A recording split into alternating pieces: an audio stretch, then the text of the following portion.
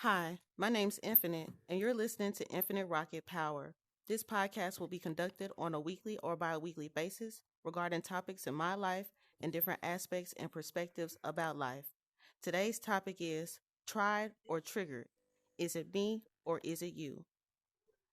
In life, we face different trials and changing seasons that often contribute in, in ever changing growth. If not faced head on, we digress from healthy behaviors, eventually becoming toxic. That toxicity can curate into triggers that will have you behaving out of character or becoming someone people do not want to be around. However, there are people in this world that enjoy seeing you in compromising positions as well as go out of their way to slow you down. Project Pat said it best with his song, Why Did You Test My Gangster? There are people out here testing your mental boundaries to figure out ways they can cast their will onto you. Whether you're being tested or triggered, they both feel the same. And today we will be identifying the difference between being tried or triggered, how to acknowledge the sincerity in people that have triggered you, and how to heal from those emotions. But before we get on this topic, if you love Kate Spade, Betsy Johnson, or any other exclusive jewelry, please visit www.prosperityboutique.com and be sure that you like and subscribe. How's everyone doing today? Good. Good, good, good. Amazing. Great, great. Amazing. God Good. is good. All the Oh, time. yes, all the All time. the time, God is good. All right, we're going to go ahead and get started. We're going to introduce ourselves, starting with Mr. Dick Tracy. All right. Hello, everybody. I'm Dick Tracy. I'm a poet here in Horizon Worlds. Mostly what I've done in Horizon Worlds is poetry. I've got one world called The Garden. If you get the chance to check that out, check that out. I'm also an author. Currently working on a novella right now. Pretty excited about that. So be on the lookout for that. And finishing up my bachelor's degree. Got two more semesters left. So not as active in Horizon Worlds as I usually was, but definitely glad to be here today. Thank you for having me. Thank you.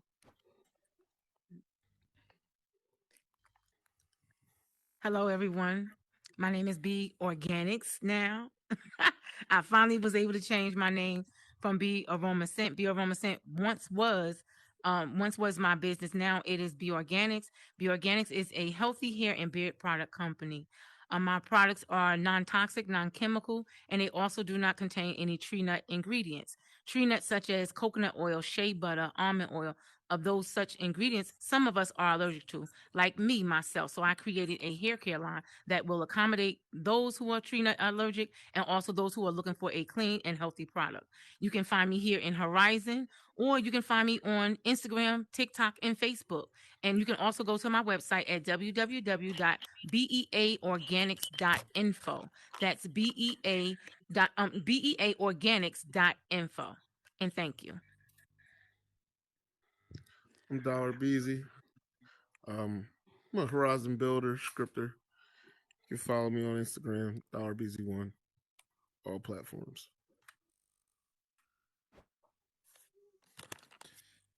Hello. Good evening, everyone. My name is Cambamo4.vr. I'm a builder in here, artist creator. Been on the platform a little bit over a year. I like interacting with people, depending on the energy that they give off. And I usually just try to, bring some positive vibes to the people that come into my space.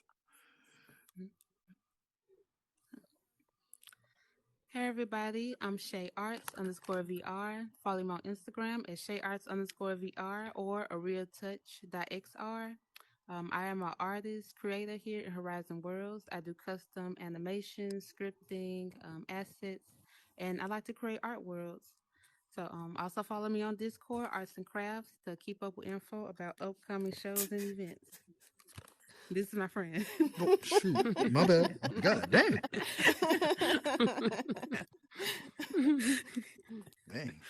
Shay. My bad. Hello everyone. My name is NeuroAgent here in the Meta. On Instagram is NeuroAgentNL. I am a psychiatrist for the CIA, as well as being a psychiatrist and cognitive behavior therapist for neurodivergent children. Um, so most of the time, I'm either in therapy or running a school or inside of a courtroom. Um, on top of that, I do 3D modeling in here. I think I just became certified about 6 weeks ago to be certified with inside of the metaverse to actually build here. And that's what I do here to have fun and enjoy myself in the space. We opened up House of Seven, which is real life or bringing real form, organic, real form spaces to the metaverse and opening the doors to history in the Black community. And that's about it. That's Thank you. Hello, everybody. My name's Jeremiah Supreme. You can follow me on Instagram, Jeremiah Supreme VR. I am a performer in the metaverse. I'm also a gamer and content creator. And I'm also technology and integrations designer. So, like, I do a lot of things, but, like, I enjoy being in the metaverse. It's gotten me this far. So I'm really thankful and grateful to meet, like, all walks of life and melanin people. Like, come on, hello, like more people. Thank you. Well, I'm so grateful to have you all here today. So, getting straight into the topic, tried or triggered, starting with you, Dick Tracy. Have you ever experienced a strong emotional or physical reaction to a situation that and you didn't understand why? And were you tried or triggered in that scenario? Yes. Uh, a particular situation doesn't necessarily come to mind, but I mean, they all kind of overlap with each other, so they probably all have the same response. So, um, yeah, I've been tried, I've been triggered. Usually, I try to figure out why it is that I feel the way that I feel when I'm in a situation, and it usually always has something to do, something unresolved that happened in my past. It could be confrontations.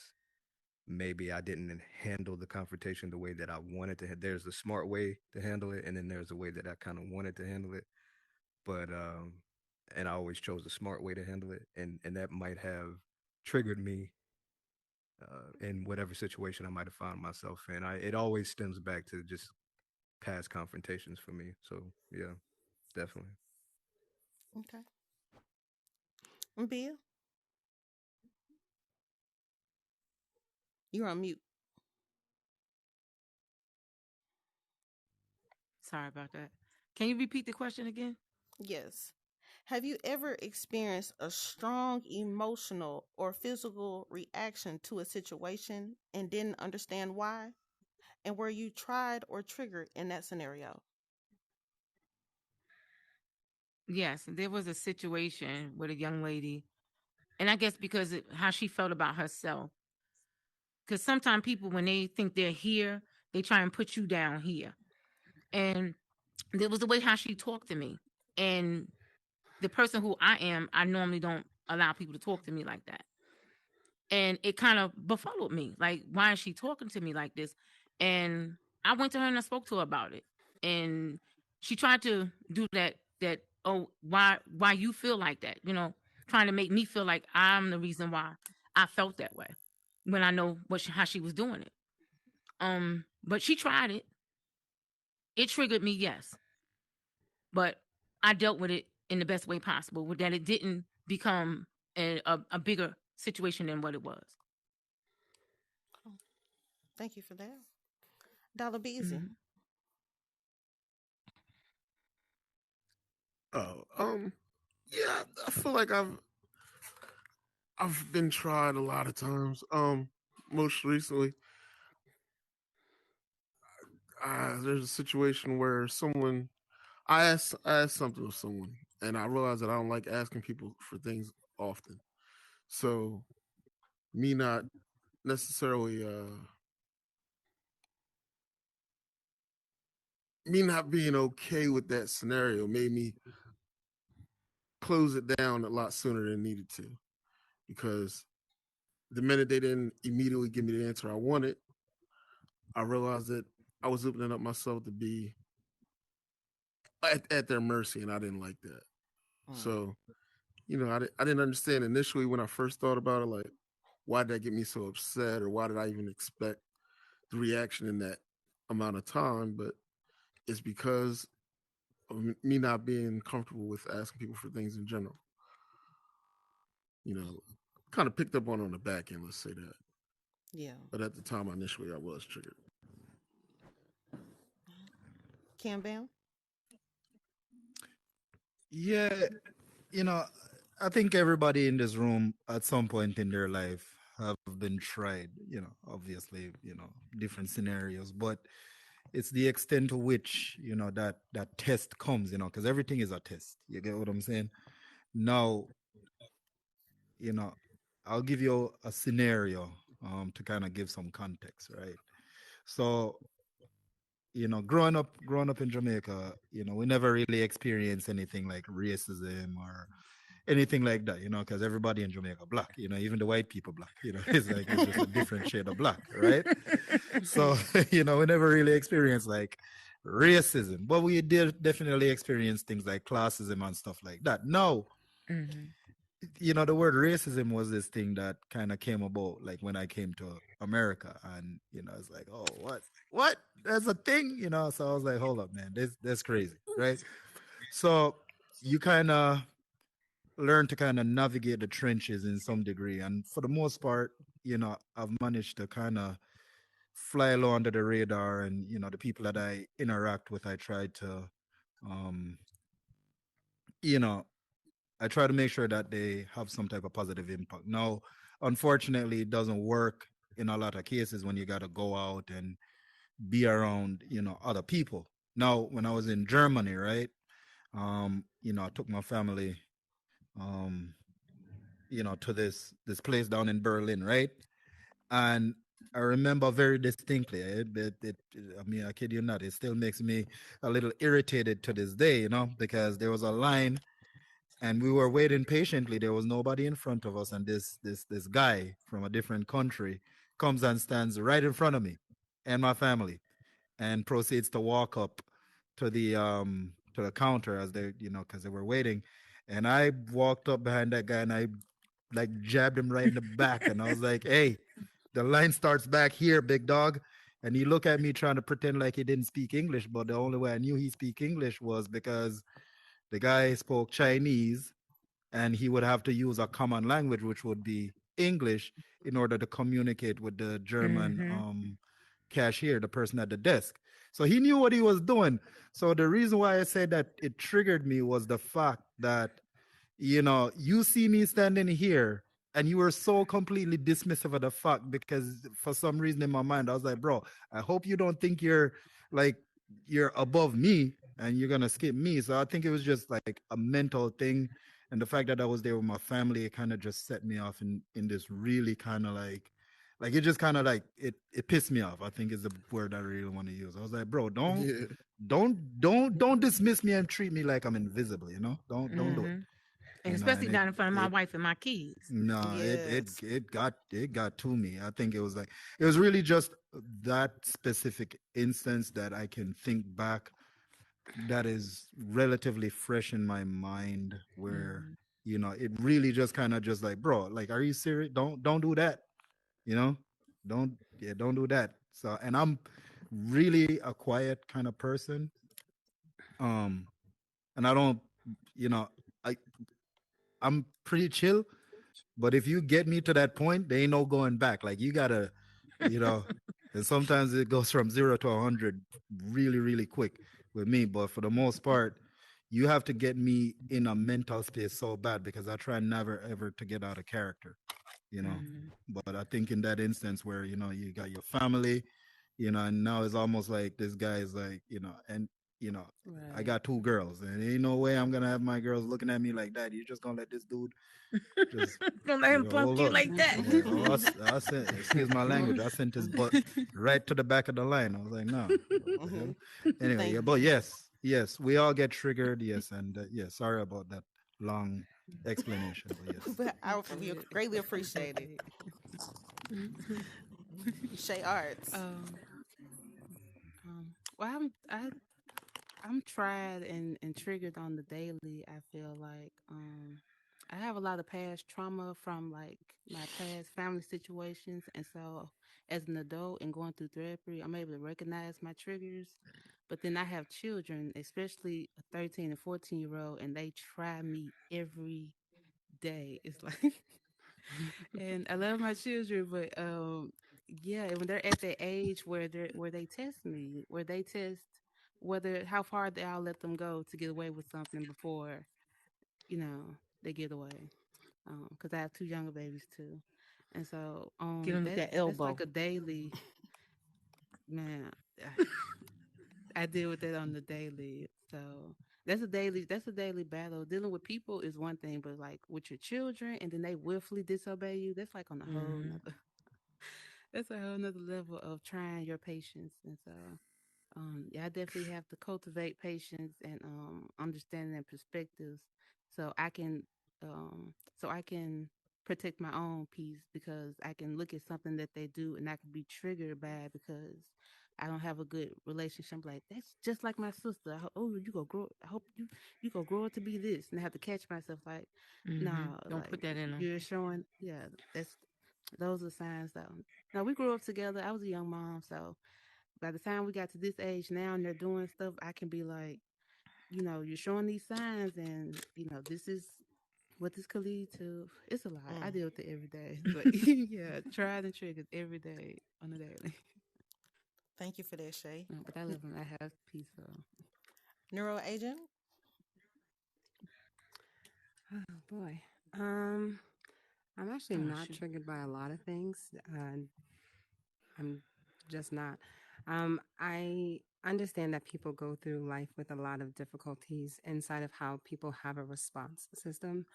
Um, Almost like what Shay was saying, like your past experiences, like I call those ACEs, those are adverse childhood experiences, and they lead to the person you are presently. So when you're dealing with those without self reflection, how you respond to something is a definite reflection of how that is, or vice versa. If you dealt with it all the way, your attitude might change in how you respond. Um, I can't say that I'm not triggered by everything in the world, but like one thing I am triggered by would be people telling me my emotion by the response that I give. So for Hmm. me, it's almost like if I'm talking to you and I'm explaining to you or spreading something out, to immediately think that because I'm quick to respond doesn't necessarily mean I'm triggered by what you say. It's at Right. the moment that my mind has something to say, and so I'll say it. So for me, I am on the side where I'm intellectually versed and valued, and then I'm also challenged all at the same time. So when people are just now getting to a point where their emotions are just now being understood, I've already bypassed that in my life. So for Mm. me, it's like, people say, this person said something to me and I'm angered, rah. And I'm like, why would it anger you? Because I'm already past that point. So I'm like, why would it anger you? And they're like, see, you don't understand. And I'm like, it's not that I don't understand. And it's not that I don't get it. It's that I've already passed that point in my own personal life. And it's the same thing like when Shay's talking about like her children and you feel tried and triggered for those things that happen with your children. It's because you already know the outcome of what that's supposed to be. Hmm. And so when you try to relay that information, people tend to backdraft it and then go into how they personally feel about it. And that can cause friction. For me, it's almost like this. I understand that there are many emotions past the five emotions that people understand. I understand that your brain has to relay to some personal information to kind of join together a reflection of what that's supposed to be. So, like, if you're happy and sad because a cartoon made you happy and sad, something brought that on. I get that. There's like a response to something and everything. But when people dictate your emotions is an issue for me. Hmm. Like I feel like I should not be able to tell you how you feel in that moment because you Hmm. have a right to your own personal emotions and how you feel about that situation. Right. And I don't have to agree with what that response is supposed to be. I just have to recognize that that's how it made you feel and kind of step back, Hmm. acknowledge Hmm. that, and then give you what you need in that moment to support your feelings and emotions. But I Right. definitely don't have to be triggered by the response that you give. So when somebody's like, I don't like her, I'm like, that's nice. That's great. That's how you personally feel. Right. I don't have to join into that. But then you get upset when you say, well, you have to not like that person either. And I'm like, but why? It's No. not my personal emotion. And you can't Right. expect me to feel the way that you feel in that sense. Like when people watch something and they say, hey, that show triggered me. And I'm like, but why? Like for me, I'm like, I've already bypassed those personal emotions in my personal life because I've already dealt with those battles personally. Right. So for me, if I can reflect how that made me feel or how that person made me feel, I'm already done with it. But the fact that you're just not immaturing in that situation, it's different. So I can't feel. So my biggest thing, like trigger, is like expecting me to self-reflect on your self-reflection. I can't do that for you with you. So when people's like, you're angry right now, and I'm like, but I'm not. Like, you're triggered, but I'm not. Mm-mm. This is what I sound Mm-mm. like 24/7. So I'm just, I can't help that. But when people But don't they have that, wanted you to be triggered. They wanted you to be they do. angry. They do. And a lot of times people have this thing where they, I think they use the term a lot, like you hear it around here, like the term a lot, like you listen with the need to respond instead of the need to understand and comprehend what somebody's saying. And I'm like, I'm on the comprehension side 24/7. I can't help it. It's within my profession and within my personal life. That's where I am. But when people say, "Oh, you're so quick to respond," I'm like, because I'm going to support what you're feeling right now. I'm not going to go against you, but I will support what you're saying, or I will give you a different perspective so that you can understand and help you with your self reflection. Doesn't necessarily mean I'm in attack mode. You know, you say that Right. triggered me. I don't like how you said that. I'm like, well, this is the reason why you probably didn't like that. Can you recognize that? But so you have to agree with me. But I don't. And Right. that's like that part right me. I start to draw back. I don't really get triggered. I just shut down and go, okay, well then that's on you, and I have to walk away from the situation because you're not ready to receive whatever you're ready to receive, and then I have to move along. Thank you for that. And Jeremiah. Uh, I would agree with Shay and everybody else. Like, I am triggered often enough to know the difference. No, I'm probably tried more than triggered. Triggered is more like a reaction, I think, from my perspective. Uh, One scenario, years ago, I worked with this girl, and we were doing stuff with the team, and I'm a smart worker. I'm not gonna like. I mean, I physically can do it, but like, I'm not gonna hurt myself for a job that's gonna replace us. So before I even came into work, she stopped me and she was like, "Oh, thank God you're here. Get your ass over there. Get your big ass over there." I'm like, Dang. first of all, I don't even know you to have that uh Repertoire. dialect. You know, yeah, we don't know each other like that. And so I ignored her. That's my reaction. You know, when I'm triggered by people, I naturally ignored them, like, okay, whatever. But then she brought it up multiple times in different scenarios. But to humiliate me, that's what it led up to. And I'm like, oh, so you want entertainment because you ain't got nothing to do. And so it got into like it almost was like, it wasn't an argument, but it was like a tiff because even after that, like I stopped talking to her. When she would talk, I would put my headphones on. Like, this is how I tune people out, negative people Right. or whatever. So we're outside and stuff like that, and we're asked to do more work than what was required, and I'm not going to do more work unless like there are certain things that are set up for me to succeed. And then she was like, she blurred out in front of everybody, she was like, you don't do anything anyways, all you do is sit still and look pretty. And I'm like, this, you, she doesn't know me. Like, that's the only explanation. She doesn't know who I am. And so I was like, for me, my natural response was to engage with what she said in defense, you know, to defend myself. And, you know, after going back and forth with her, I was like, what am I doing? I know I'm going to Chipotle after this. Like, why is she making this bigger? And it's just perspective. It's people who live in this world. There are people who try people to trigger them, and then there are people who just live peaceful, quiet lives who don't want to that type of confrontation.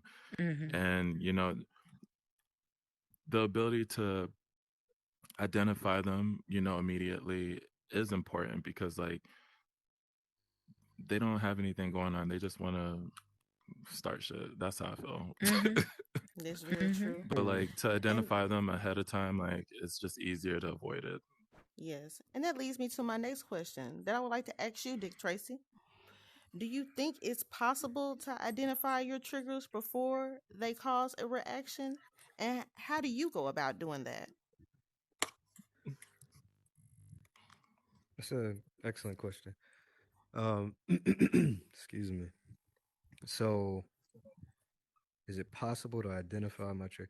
So, I think, just to clarify my first question or my first answer that I gave to your first question, I get tried more than I get triggered. I'm aware that I am not the person that I need to be, which is why I avoid certain obligations, certain I don't want to use the word avoid, but I just don't go into certain obligations or certain relationships because I know that I am a fucked up person. I know that. And I don't want to fuck you up, right? I don't want you to come into my space all happy and you know cheerful and excited and get around me, especially when I'm in one of my moods. So I recognize the flaws in myself, and I'm working on that. And so if anybody's triggered, there's a point to this. If anybody is triggered, it would probably be somebody who comes into my space. I'm not inviting you into my space, but if you want to come into my space, then be prepared to be triggered. Because you say you don't get triggered, you will if you hang out with me. All right. Well, Wow. can I ask? And that Can I? that Is that like a that's just personal being. I'm invite? just being. But see, I recognize that. I Right. recognize that in myself. I recognize, Yeah, and it's I'm not. That's not a respectable. brag. I don't mean that as no brag or nothing. That ain't nothing to be proud of. But I'm just saying, like, I recognize there are things that I need to work on, and I don't want to mess you up in whatever Right. progress that you have going on in your life. But if you are gonna be pushy and And try want to, to be well, there. let me figure out what's Mhm. going on with I Dick can Tracy. You know fix what I you. mean? Yeah, exactly. So, but to recognize, to get to the root of your question, to recognize triggers, um, I don't necessarily, I guess, stay away from people who try me because I get tried a lot, Mm, especially because of the way I talk. We've had this conversation offline because the way I talk, I get tried a lot. And the best thing I can do to They don't like your tone they don't or like the your way I speak. lingo. Yeah, they don't like it. Or I don't know why. I can't pretend to know why they don't like it, but I just stay away from people that I feel like are uh, gonna try me, and I'm pretty good at recognizing who those people are. mm. Mm. Dollar Hmm. Beezy, I would like to ask you the same question. Um, I I feel like as a black man in America, if you don't know your triggers, you're playing with your life. Cause you know, being triggered by the wrong thing could could end your life. You gotta be the head of the family. You gotta do so many things, and you can't just subject yourself to every little trigger. Like it's going to happen. Like it's not will it happen. It's definitely happening. So I feel like I'm aware of most of my triggers. I mean, I'm sure there's some that there's bound to be something that's going to trigger me that I had no idea was going to hit me that way. Um, but majority of things that I'm dealing with or have dealt with, I understand them. I know what situations get me. So, and I mean, I think all men should, because if not, you're gonna hurt somebody. Like, Mm, that's Hurt that's yourself. that's really how it goes. Yeah, like you can't properly guide anyone if you're easily derailed. Like Mhm. it's just not gonna work like that. So It's a contradiction. yeah, Yeah. I think you have to know your triggers. Like to it's it's not even debatable. Like you have to. It's the only option. And everyone that you don't recognize or don't know is just another weakness. thank you for that. B, let me ask you this. Have you ever been in a situation where someone else was triggered and you didn't know how to respond? Not that I know of, because they didn't say anything. If you don't say nothing, how am I supposed to know? Good point. Okay. And like they say, a closed mouth don't get fed. You don't get untriggered if you don't open your mouth and say that triggered me, so that I know the next time I speak to you how to talk to you, so that doesn't that that so it doesn't put you in a frenzy. Mm. Okay. Cam Bam, I want to ask you that same question. Well, it's kind of a hard question to answer because, I mean, like B said, if you find yourself in a situation where they're not speaking up, maybe they're okay with it.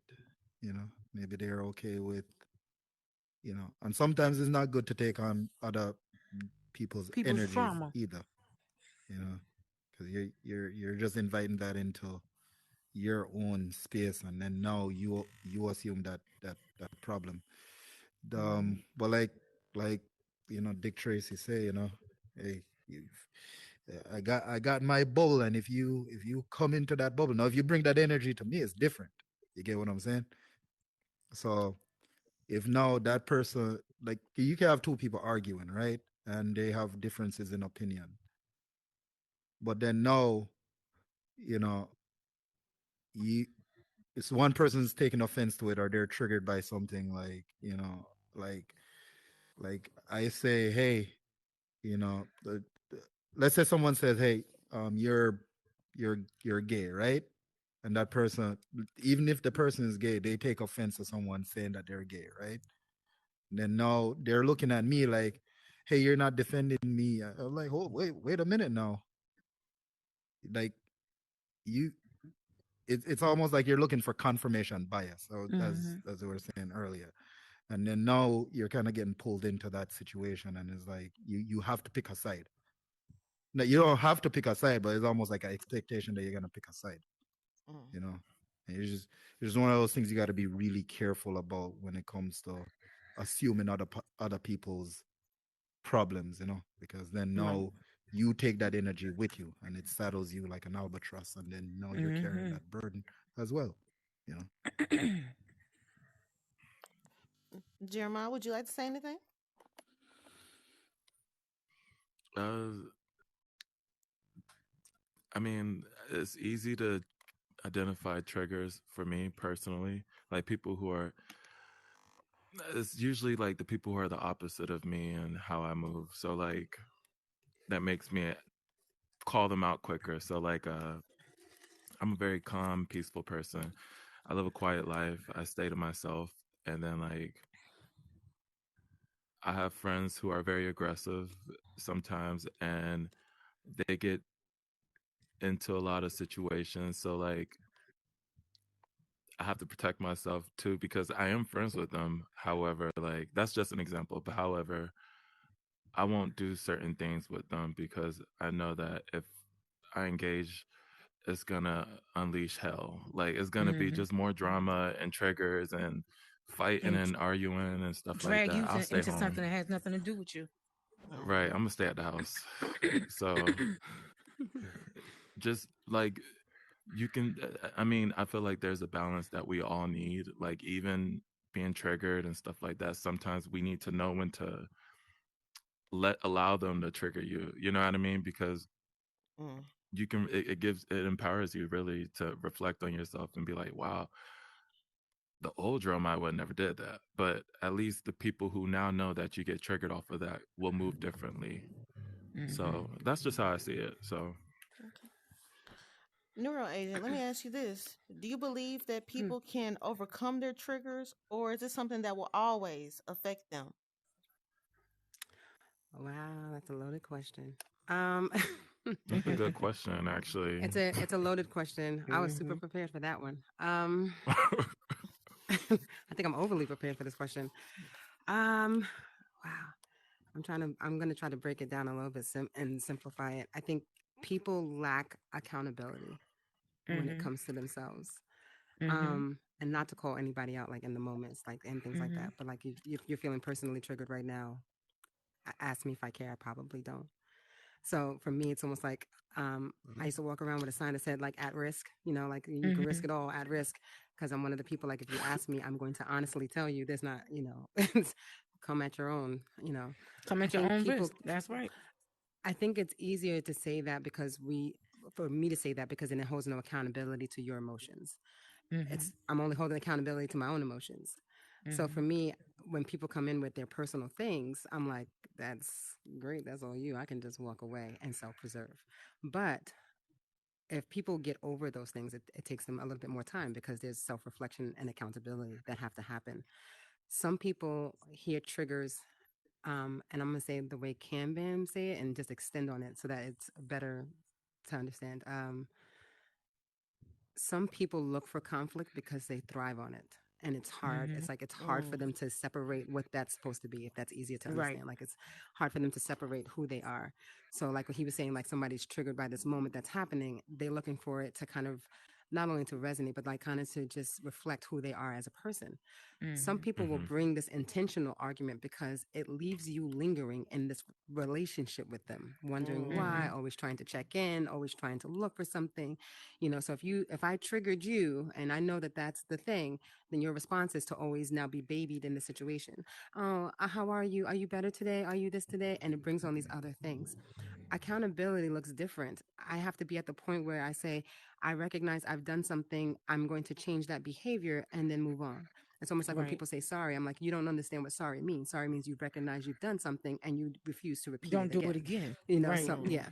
So when it comes over the trigger, it's exactly the same thing. Can you overcome the sorry in yourself? Like, can you say self reflect wise, I recognize I've done something and now I can remove this behavior and adapt and or change. Mhm. One, that was the first part. But secondly, if you can change your behavior, do you really want to? And that's the accountability part. Right. It's so much different. Like people Mm. don't recognize there's like steps within that. Mhm. Some people are in a life sentence with themselves. They're in this part where they wanted to, when they were like 12 years old, see themselves successful out there, balling up the game, $1 million monies and a bunch of bitches everywhere, like some craziness or whatever. And they're like 49 and they're like, shit, I missed out. Like, what the hell happened? And trying to figure out. And they're in a self battle. They're in a battle with themselves that they have to constantly fight. And here comes this person in their space. And now they've got to battle themselves, the person that they Mhm. thought they were, the self reflection, the accountability, and now somebody else's emotions. It's a lot. Mhm. So when you talk about people getting over it, you Hmm. have to have so much. I have to be able to self reflect, be Mhm. accountable, and then change the behavior. It's a Mhm. lot of steps. Most people are only going to make it past the first one. I recognize I've done something. I recognize that's how Mhm. I But say won't be things. I accountable recognize for how, it. yeah. And I've recognized that the words I say are not so digestible for people. So that, because that's when people mostly get triggered, it's because it's not digestible for you. So, I Mhm. might say something, you're ugly, you're not pretty, you're an N word, you're And this, they you're a C word, and you're triggered instantly by those things. But then the accountability doesn't fall on the other person. They hold no Mhm. responsibility to who you are and how you're triggered by something. They have none. It's almost like a cheating relationship. The outside person holds no responsibility to what happens in the relationship that you decided to put yourself in. So when Right. you're accountable for yourself and you self reflect with yourself, the only person you're responsible for is yourself. If you need to get over that, it's not the responsibility of other people, it's the responsibility of me. But in Right. order to do that, I have to go through the steps: self reflect, then be accountable, and then change and adapt the behavior to fit the first two. Mhm. Most people are not going to make it past that. Right. And it's because once they get to the accountable part, and I never put accountability first. I never do. I never do. Self reflect comes first because you've got to recognize that You there have was to. an issue. Yeah. You have to be Yeah. accountable for it. Yep. But when you become accountable, you start to look at yourself and say, damn, I could have said something differently. I could have changed something about that situation. The end result, if you don't know what that feels like, if you've ever had an argument with somebody and you still have words 2 hours from now and the argument's already over, that's the part. But that's the part that you get to when you're like, shit, I could have done so many different things and it could have came out better. And then you realize the other person didn't trigger you. It was you. Mhm. Accountability comes when we see the self reflect. Then we can become accountable for our actions, the words that we say, and how we maneuver people in our lives. And then you say, hey, in order for me to have this self rounded piece about myself, I have to then adapt and change that behavior. And then you have to go through the growth of that behavior. That's the fourth step. Like you have to go through the growth of that behavior. You have to be able to maintain the adaptive behavior that you just decided that you were going to have for yourself for the first three steps. And then the fifth one Yes. is that you survived in that behavior. Like it's people Mhm. realize like it steps through, but you're not going to make it past the first one. You're only going to make it but so far. And then you realize the more you keep going through it, the more steps are added on because the dynamics of the people that you meet or come in contact with are all different. And now I Mhm. have to now make my change behavior adaptable and digestible to each individual person.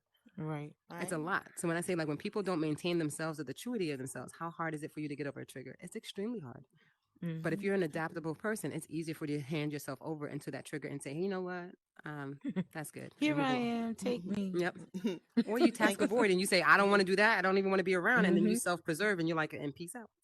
Yep. Bye. Right, Like, you know. that part. That's So it all that's depends. Mhm. easier. That's It's so much easier. easier. That's the easy way out. Yeah. Mhm. Instead of Transition, dealing with yourself. Mm-hmm. right. Transitioning to the Yeah. second part of this podcast, Shay, I want to start with you.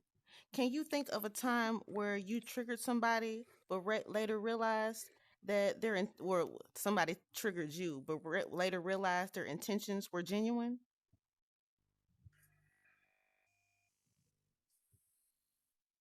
Can you repeat the question again so I can digest? Yes. Can you think of a time where you were triggered by someone, but later realized their intentions were genuine? Yes, yeah, I have. It's not a lot that really triggers me that really get past my fortitude that I've built up. It's mainly my children. They're the only ones that slip through the cracks. But with my usual interactions with people, it's rarely. It takes a lot to get to that point. But there have been times.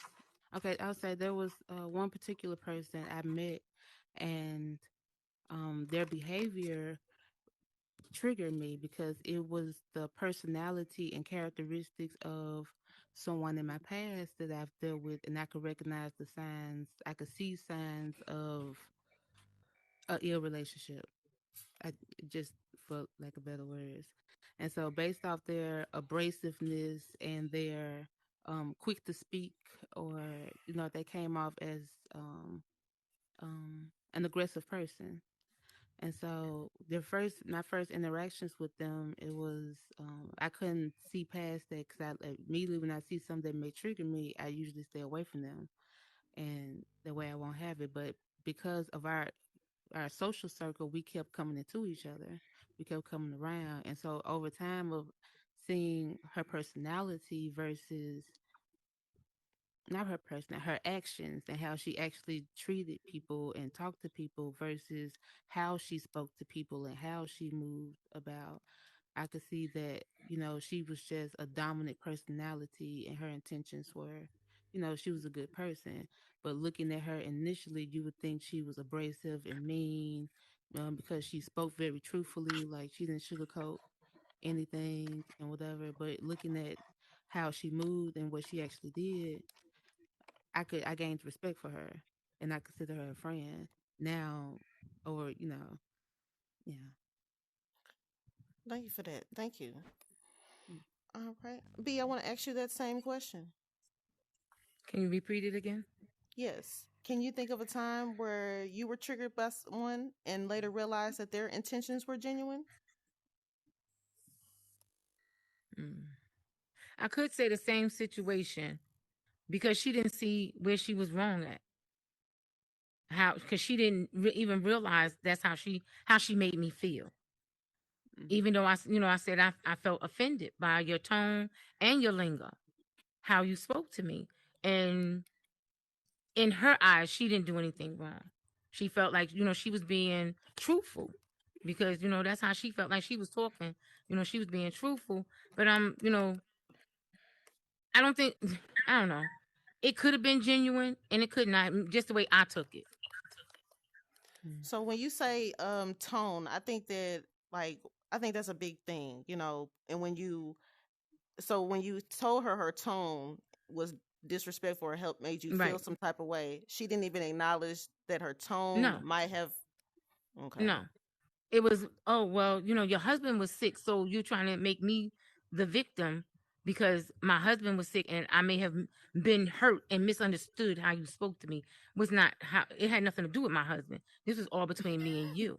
Yeah. It had nothing to do with him. This was me and you and how you spoke to me. You know, I could have been like, I'm older than you. You're gonna have some respect for me. But it wasn't even on that note. It was just the lingo, how you spoke to me. You treated me like you was above me. Like because you went to college and I didn't, you was better than me. That's not how you treat people. Yeah.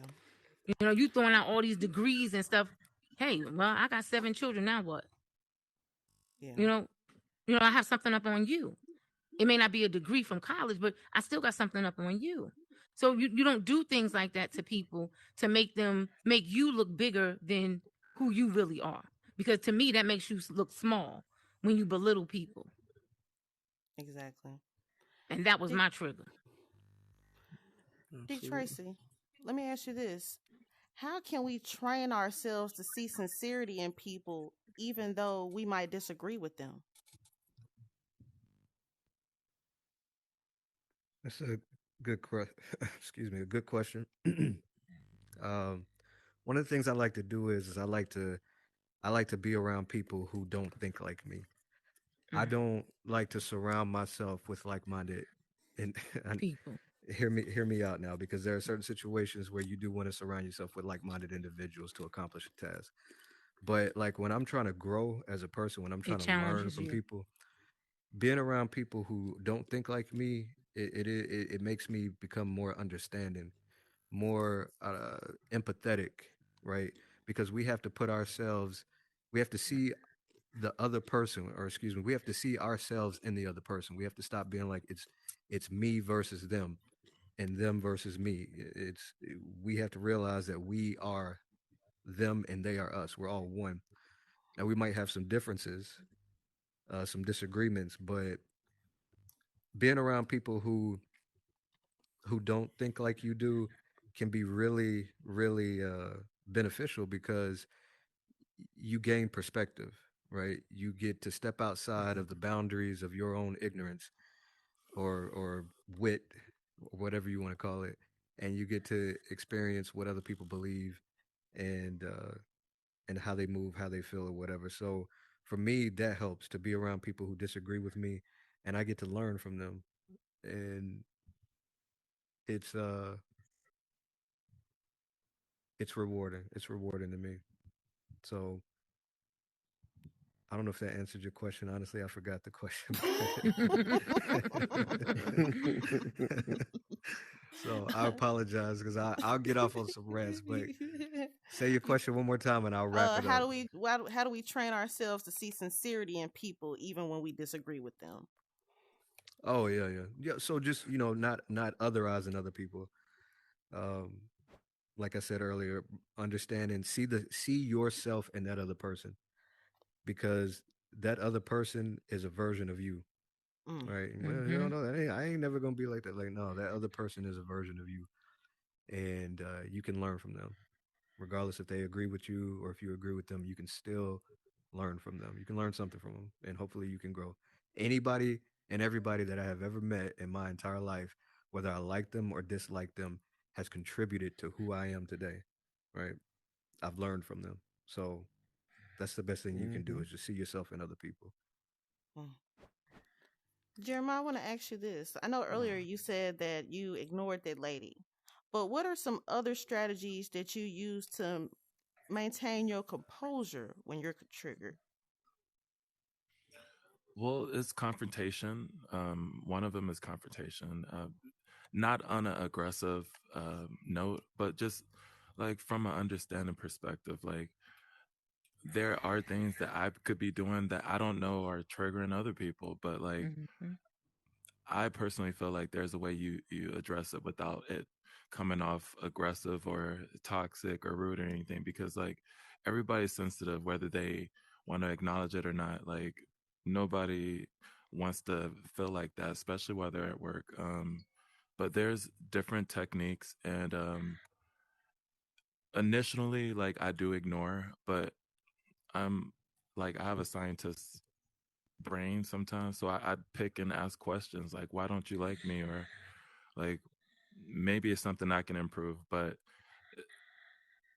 I think in that scenario, that situation, I just made sure that I was around other people so that they can be exposed to what I'm being exposed to and understand that um it's not necessarily Jeremiah. It's this person, being aggressive without even communicating it effectively. It comes off like trolling or taunting. You know what I mean? To get a reaction, and for people who don't, for that person who did not know me, it makes them look crazier. You know what I mean? Because like it could have been handled in a professional or a easier way. You know what I mean? Maybe I did something to her to make her come at me like that publicly. But I mean, it's water under the bridge. I got to see her Monday, so we'll Oh stay Lord. Stay stay tuned. stay tuned. Like I'm prepared. Like I'm doing my YouTube videos. You know what I mean? Like I'm not a drama person, but like that person specifically. Jeremiah, Like where you live at? Which state you in? I live in Florida, Oh damn. where it's getting I'm crowded. gonna have to So catch a flight. I, I don't even know her name. That's the sad part. Like Wow. She work with you and you don't know her name? she works with me from time to time. Mm.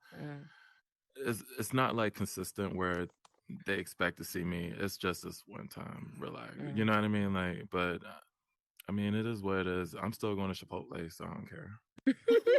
Right. Dollar Beezy, let me ask you this.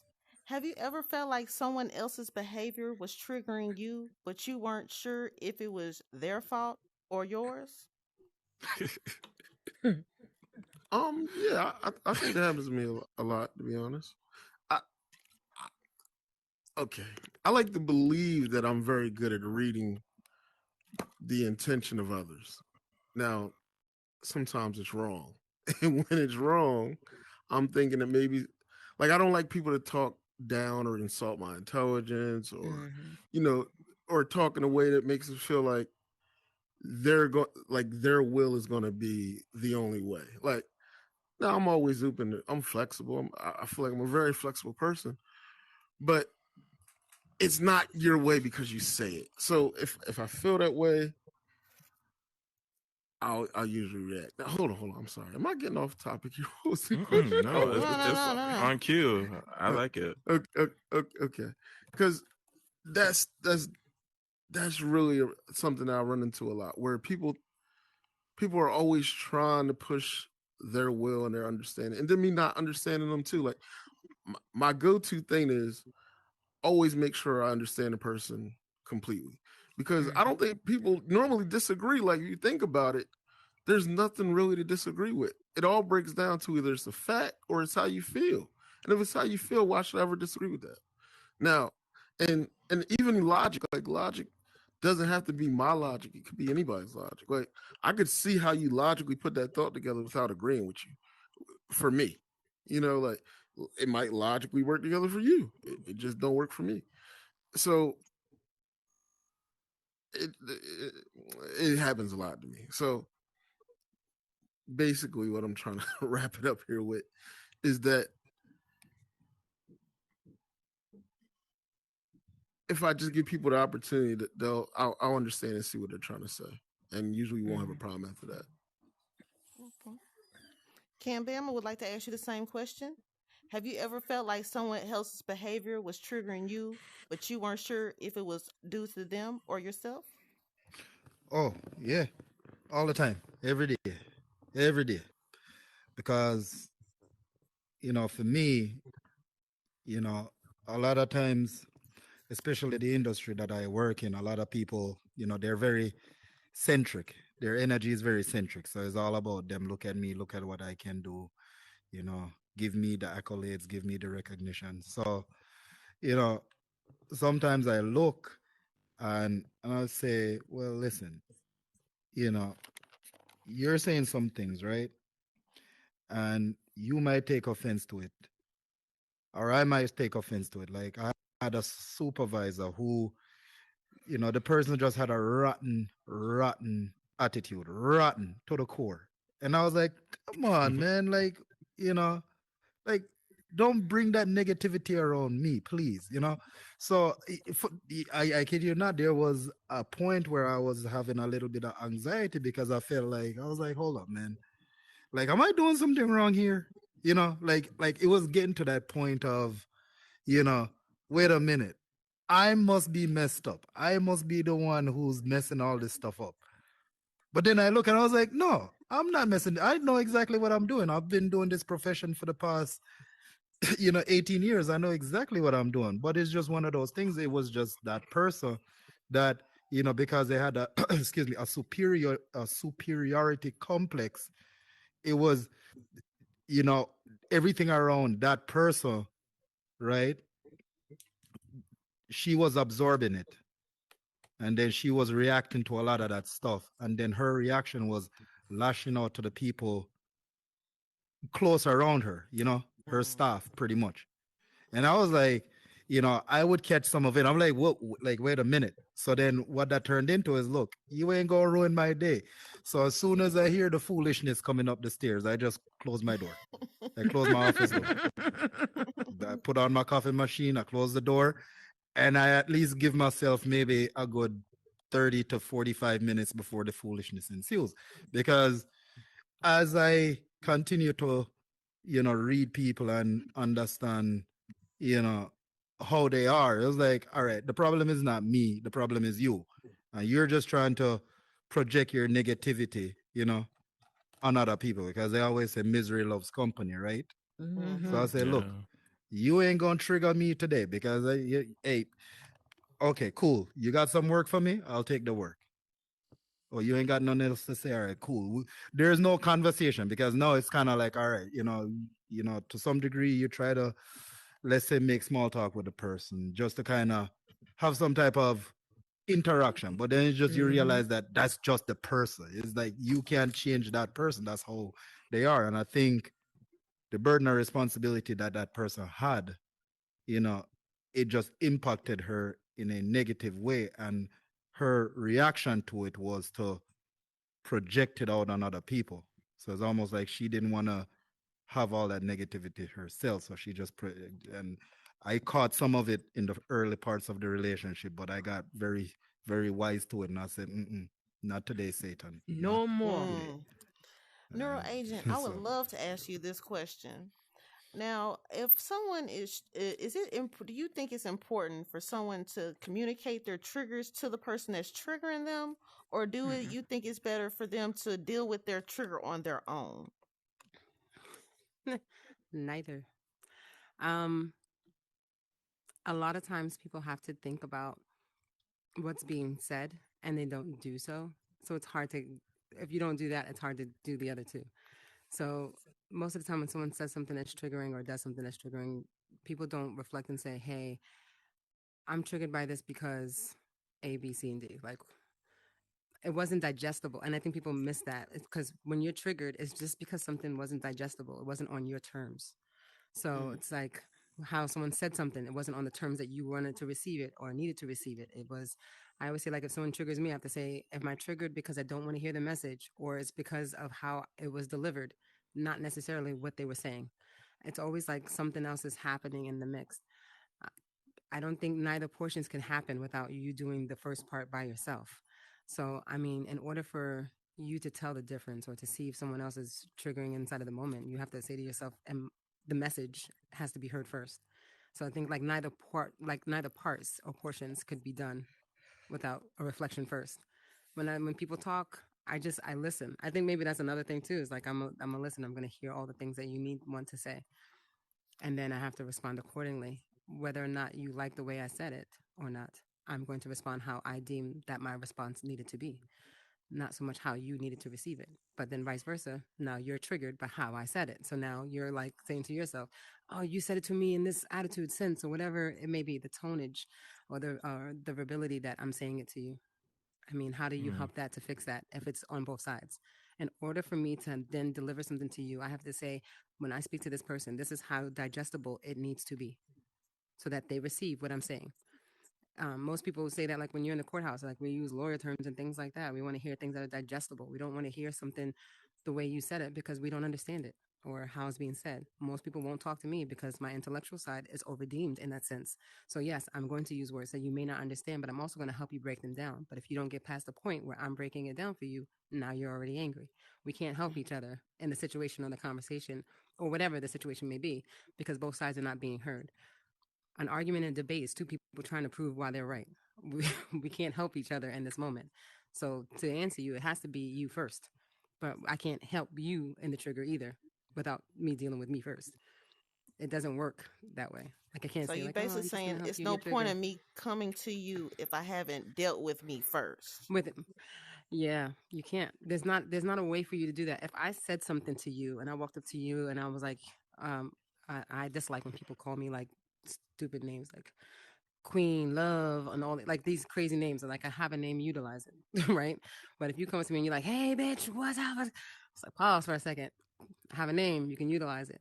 But see, I verbalized that to you, right? So I've said it to you. So the next time that you come around, right, and you're like, "Hey, bitch," and I'm like, "Hold up."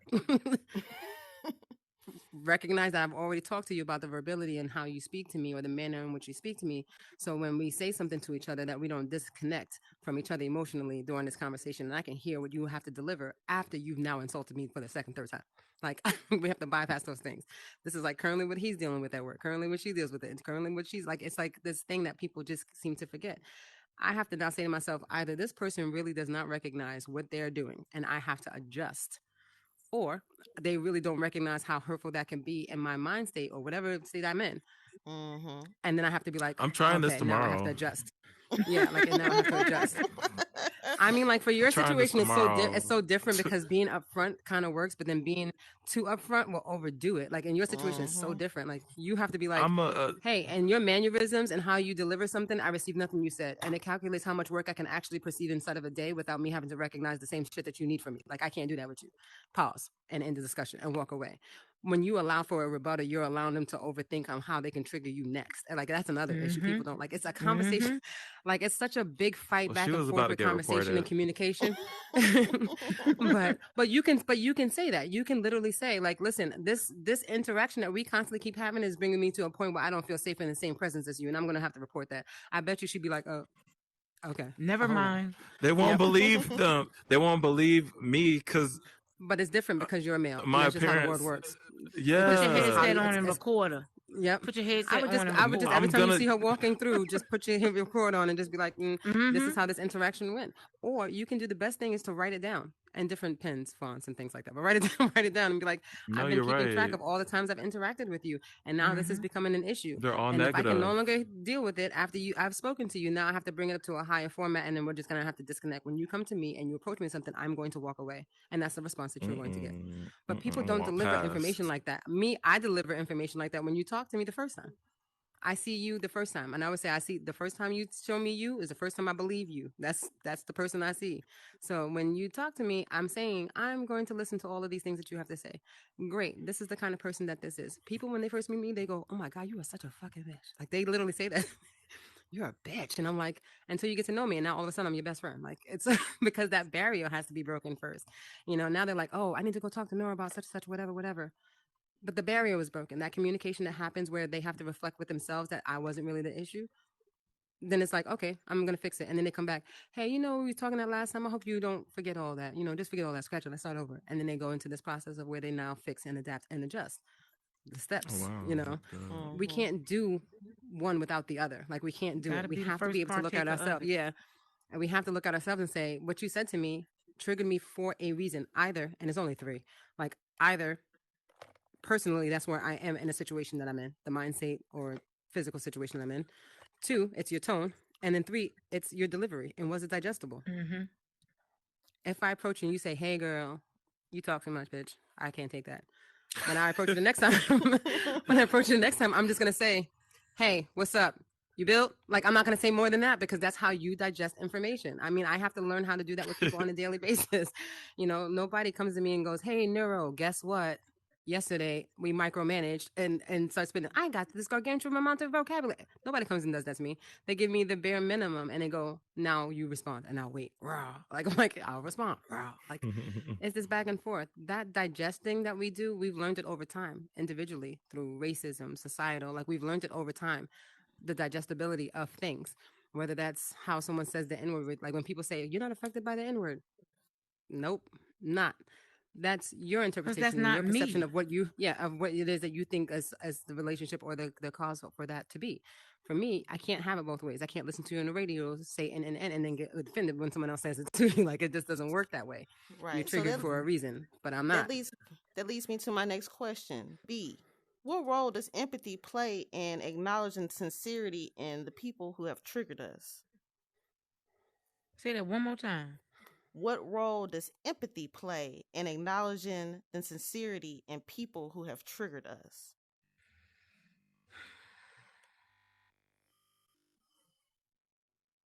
Empathy in those who've triggered me. Mm-hmm. Who? Me having empathy or they having empathy? You have empathy. What role does empathy play? I'm not gonna ever have empathy for somebody trying to trigger me. So, for instance, like what Shay said, her kids Mhm. trigger her on a daily basis, but she Mhm. understands. They're learning, they're growing. She has to empathize with them, but she also sets boundaries with them. Mhm. So, for you, Children is different. Children are different as a parent. With your kids, you give them grace, and even though we're supposed to give adults grace too, but as an adult, I feel as though empathy is not a place when you deliberately come in to trigger me. I don't have empathy for you, and that's why you get it. but what if I didn't mean to trigger you? Give me an example of not meaning to trigger me, because Yeah, if how you does she come know to, that?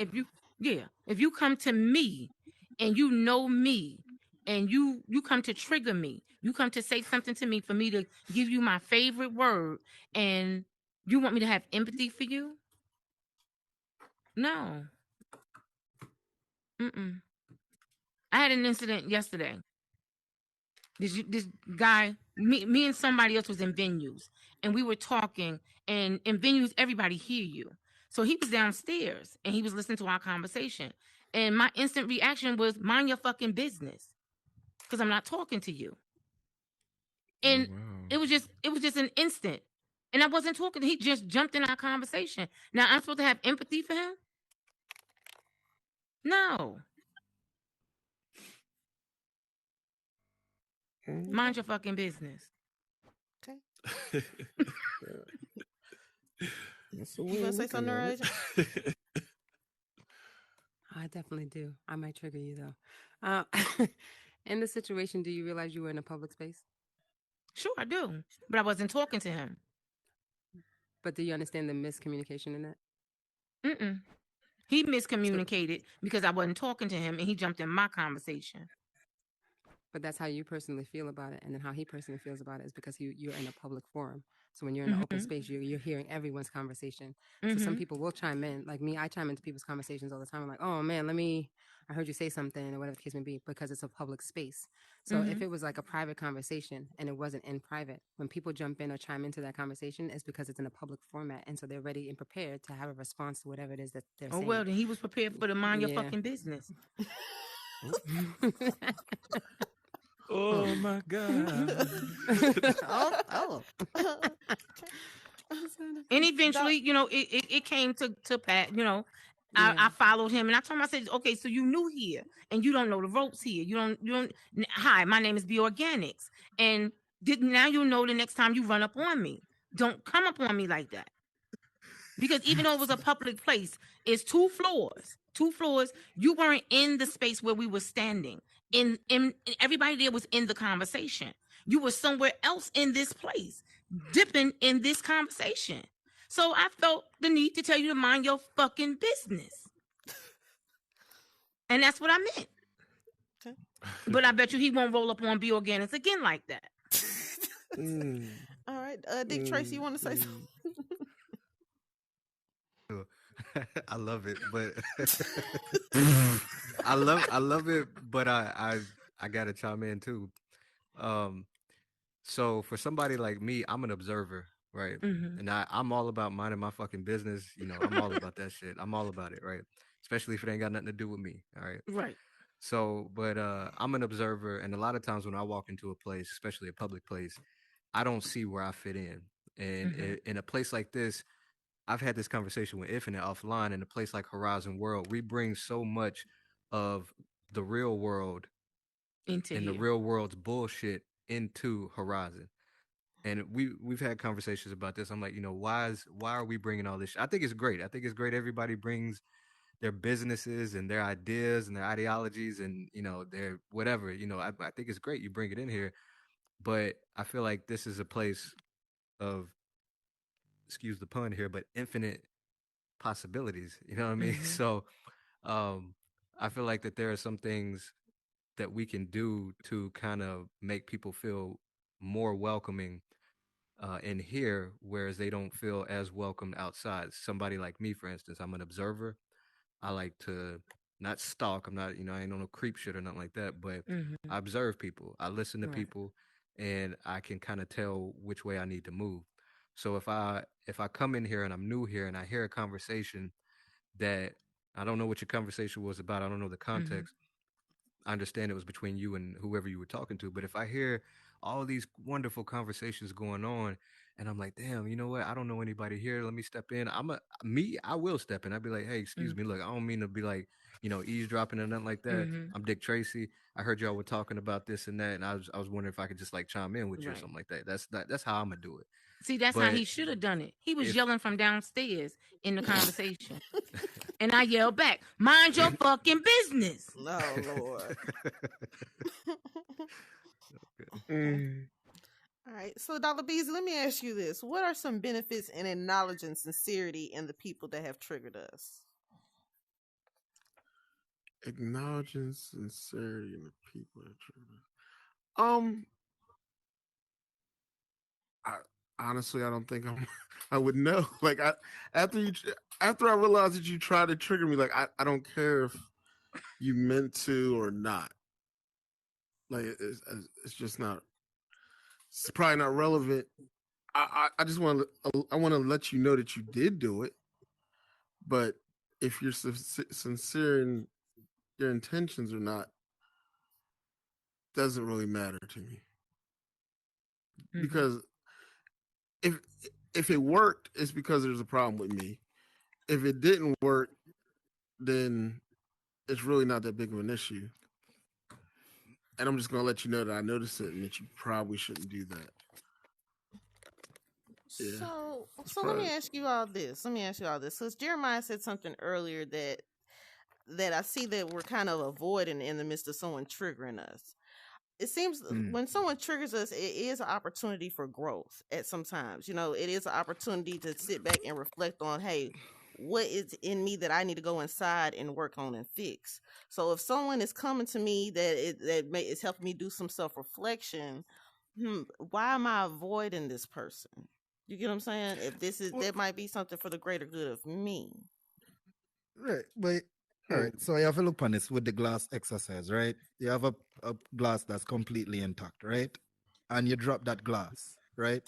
And it shatter in a million pieces, right? There is a possibility that you can put the pieces back together, but it will never be perfect again. So there's always going to be a mindset of, if they do it once, there's a possibility that they may do it again. There's always a possibility that they may challenge you again on something else. It always little things, that always build up to this big, cataclysm or, you know, but once you have the glass, once that person challenge you one time, you go always it's always gonna be but in the back of your mind, like the possibility is there that this person gonna try it again. They're gonna test your G. They're always gonna see how far they can push it. Like Shay said about the kids. The kids are always going to challenge you. People are always going to challenge you, but maybe they didn't get away with it this one time, but they're gonna try it another time. They're gonna try something else just to try to get to you. It's just a human thing that we always do to try to get that upper hand. So yeah, you might have empathy, but you're always going to, it's like a dog. If you put your hand in a dog mouth and the dog bite you, I guarantee you, even though the dog may be the most friendliest dog, guess what? You ain't never gonna do again. You ain't gonna stick your hand in that dog mouth. I guarantee Mhm. that, because you know better the second time.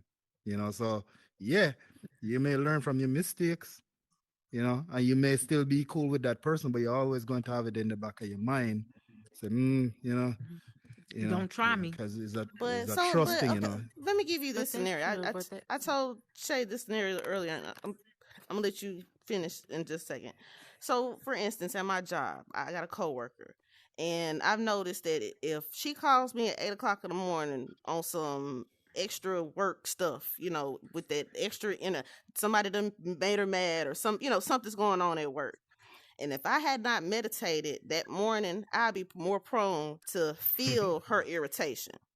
And I noticed that if I did meditate, I'm more prone to for it to just, you know what I'm saying? And I'll talk to you later. You get what I'm saying? So even though she has the ability to trigger me, I also realize that I have the ability through my actions on how it's making me feel. And in this situation, Right. she's a good person. She didn't intend on calling me like that, but I did have to tell her, stop calling me like that. You Mm-hmm. get what I'm saying? Right. Right. Because it happened. Right. Because it probably happened one too many times. And it's like, ah, hold up now. You about to mess up my energy for the day. I ain't with it. And then now you kind of draw this boundary. It is this boundary. So now that person know a little bit better. Next time, maybe I shouldn't be calling infinite. Maybe I should, call somebody else with that foolish. But they're always going to push it. You get what I'm saying? They're always going to push it, and they're always going to see how far they can get it. And that's really the point I was trying to make is everyone has this thing that they're gonna try to push the limits to see how far they can go with you.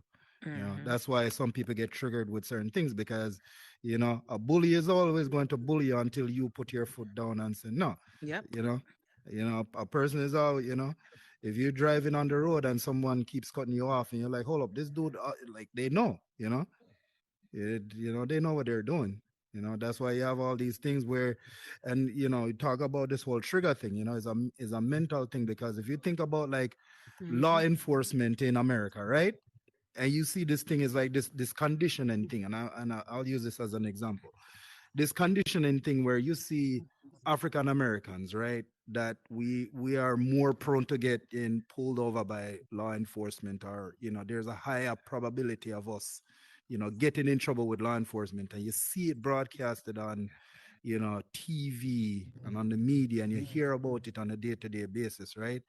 And now you have these kids, right? You have these kids and they see it. They can't avoid it because it's there. You watch the news, you hear it on the radio, you can't avoid it.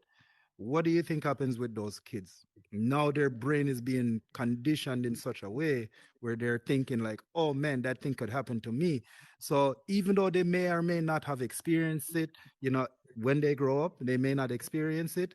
It is a triggering factor for those kids because now in the back of their mind, they're saying there's a high probability of this happening to me as well.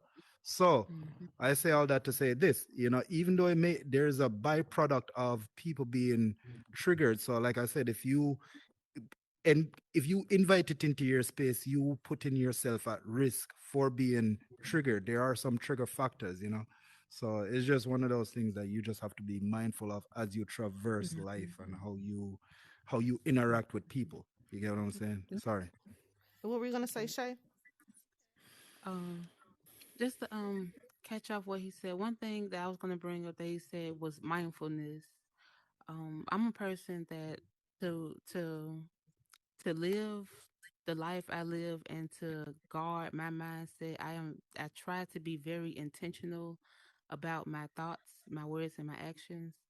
And so I practice mindfulness intentionally and being focused just on that moment, that situation. Take a situation for what it is and not what you think it should be or what you feel like it is, but just try to separate my feelings from my mental. Um, and so when that comes back to people trying you and being triggered, I feel like when I'm being triggered, I feel like that's an emotional. That's a reaction. That's a uncontrollable reaction to past trauma. And so knowing my triggers, I can recognize when they happen. When someone tries me, that's more of an intuitional. I feel like that's more of a mental thing that they're doing, like a manipulation. That's more manipulative, and that's something that I focus on more mentally than emotionally. But when I'm being triggered, I think about my feelings and why do I feel that way, and what's causing this feeling. But one thing that he said was being triggered by people being when people are in your space and they trigger you, with me practicing mindfulness and me building fortitude, that's something that I do intentionally. I do go around people that make me feel uncomfortable. One, because I have to be around them multiple times to understand why they make me feel uncomfortable. so I can understand, is it them or is it there something in me that I need to reflect on?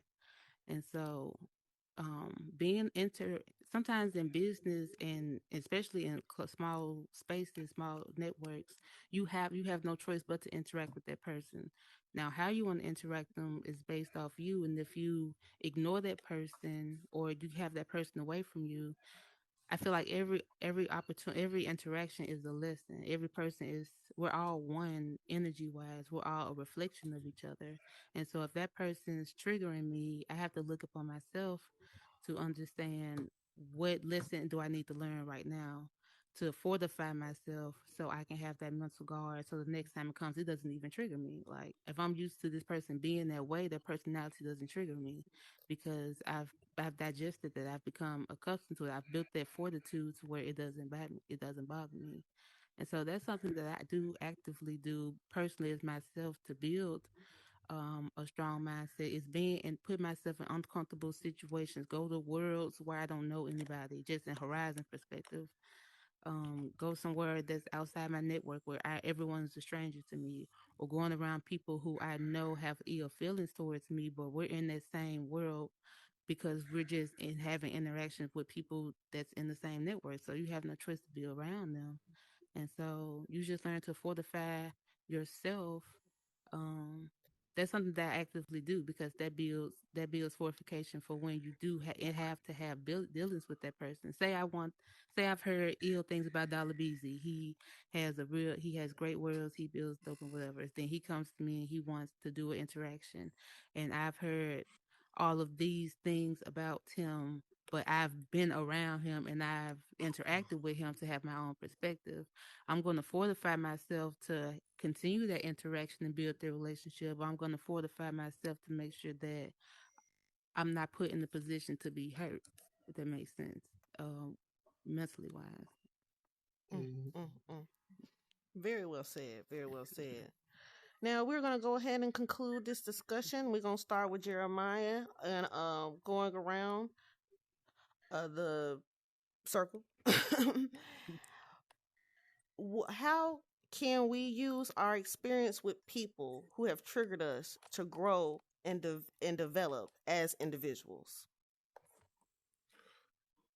Just identify personal, like take time to identify your personal triggers, but really to educate people also because um, from my experience, like it's a lot of misunderstanding, that puts people into that makes people go different routes.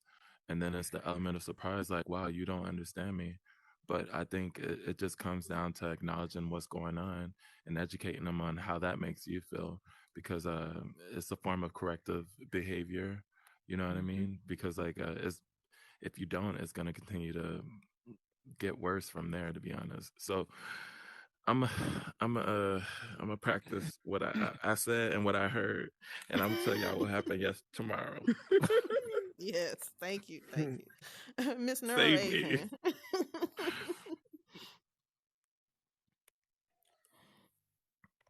Sorry. I I hate being clinical. Um, I think it's modernizing your mind frame and mentality. I think a lot of times we just don't do that because we don't want to think of ourselves as the person in the wrong or the person that has to tolerate or the person that has to deal or the person that has to hold on to it or hold a grudge. Moving on from that, we have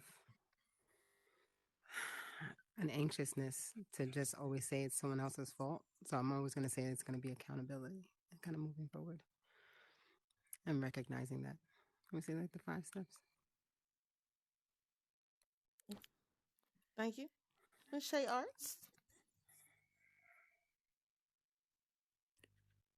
I'm sorry, I had my shower here. Are we doing last words or did you ask me a Yeah, question? last words. Um, my last words will be to practice mindfulness. It all comes down to any interaction you have in life. All comes down to self control. of you recognizing yourself, reflecting yourself, taking accountability. All the steps she said, my psychiatrist said. I mean, that's all instilled in me. And that you definitely have to self reflect, take accountability, and manage your emotions and reactions. And being intentional is key. That's a big thing. That's what I leave you with. Being intentional in every interaction that you have and every feeling that you get, and understanding why it is what it is, and taking it for what it is and not what you think it should be, is you'll gain peace from that. Thank you for that. Cam Bam. All right. So I'll leave you with this. All right. Those that make conversations impossible make escalation inevitable. Right. Just remember that. Those that make conversations impossible makes escalation inevitable. You're gonna get the smoke Mm-hmm. at some point. Mm-hmm. You get what I'm saying? That's all. I'll leave you with that quote. Cool. Dollar Be Easy. Um, I just pretty much agree with what everybody said. I think really everybody said the same thing in different ways. But the important part is always doing the work after you decide to avoid that trigger. If you're avoiding the trigger because it's abrasive to you or it hurts you at that moment or whatever, the bigger part is what you do or the reflection you do on yourself later, so you can figure out exactly why. And I think that's the part where a lot of people skip, and it just turns into them avoiding everything or everyone or Mm-hmm. whatever. But that's it's not going to work long term. So just do the work. Mm-hmm. Be Organics. Um, everybody will always be tried. You will always be tried. Someone will always try you. But in order to be good with your triggers, you first need some therapy. You need some therapy, and you have to be honest with yourself. Because somebody is always going to try you, but Mm-hmm. you don't always have to respond. You don't have to let that trigger cause you to respond. And that's it. Big Trey. Just to caveat what B said here, you're always going to be tried, but you're not always going to be triggered. Mm-hmm. Redirect adversities, empathize with people, and at the end of the day, one of the things that I try to do at the end of every day is I try to come up with at least minimum, 5 things, no matter how silly they are, 5 things that I've learned from interactions with people, from whatever the case may be. But in this specific example and topic, from people that have tried me and not have triggered me because I've redirected those adversities. So learn to redirect adversities. And my final words is, they say when you know better, you do better. But the real Mm-hmm. question you should ask yourself is, do you want to do better? So, with that being said, thank you for coming to Infinite Rocket Power, and you all have a blessed evening. Yes, thank Hey. you. Yay! My Sunday Can we has take a been picture? blessed.